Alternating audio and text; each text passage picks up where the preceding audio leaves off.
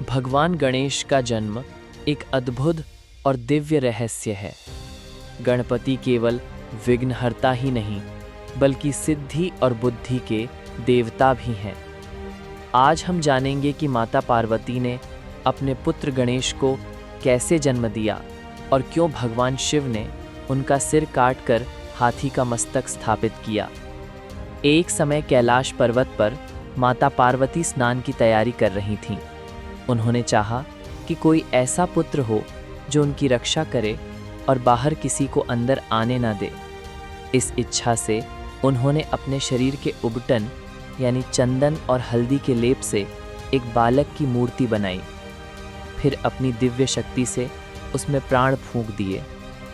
यही बालक आगे चलकर गणेश कहलाया।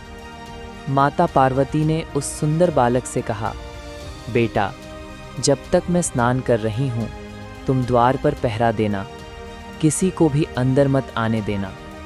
बालक ने सिर झुकाकर आज्ञा स्वीकार की और द्वार पर खड़ा हो गया। उसी समय भगवान शिव अपने गृह मंदिर लौटे। उन्होंने देखा कि द्वार पर एक अपरिचित बालक खड़ा है।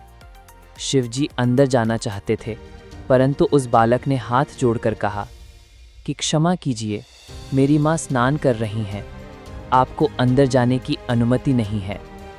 शिवजी आश्चर्यचकित हुए और बोले, मैं इस घर का स्वामी हूँ, मुझे कौन रोक सकता है। परंतु बालक अडिग खड़ा रहा।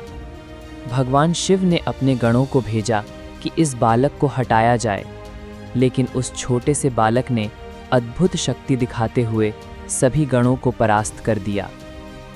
गणेश जी किसी भी कीमत पर अपनी माँ की आज्ञा का पालन कर रहे थे। अंत में स्वयं भगवान शिव युद्ध में उतरे। गणेश और शिवजी के बीच भीषण संग्राम हुआ। शिवजी ने त्रिशूल उठाया और क्रोध में आकर उस बालक का सिर काट दिया। क्षण भर में वहां सन्नाटा छा गया। जब माता पार्वती बाहर आईं और अपने पुत्र गणेश का कटा हुआ शरीर देखा तो उनका हृदय रो उठा। वे विलाप करने लगीं और क्रोध से बोलीं, हे शिव, आपने मेरे पुत्र का वध कर दिया। यदि उसे जीवित नहीं किया गया तो मैं संपूर्ण सृष्टि का नाश कर दूंगी। पार्वती के क्रोध से समस्त लोक कांप उठे। देवताओं ने शिवजी से विनती की कि वे बालक को जीवन लौटाएं। शिवजी ने अपने गणों को आदेश दिया कि उत्तर दिशा की ओर जाओ, जो भी पहला जीव दिखे उसका सिर लेकर आओ। गणों को सबसे पहले एक हाथी का बच्चा मिला। उन्होंने उसका मस्तक लाकर बालक के शरीर से जोड़ दिया। फिर भगवान शिव ने दिव्य शक्तियों से उसमें प्राण फूंक दिए। इस प्रकार बालक पुनर्जीवित हुआ। शिवजी ने पार्वती से कहा, ये बालक अब केवल तुम्हारा पुत्र ही नहीं, बल्कि संपूर्ण जगत का पूजनीय देव होगा। पूजा और यज्ञ में सबसे पहले इसका स्मरण किया जाएगा। तभी देवताओं ने जयकार की, वक्रतुंड महाकाय सूर्यकोटि संप्रभ निर्विघ्नं कुरु मे देव सर्व कार्येषु सर्वदा।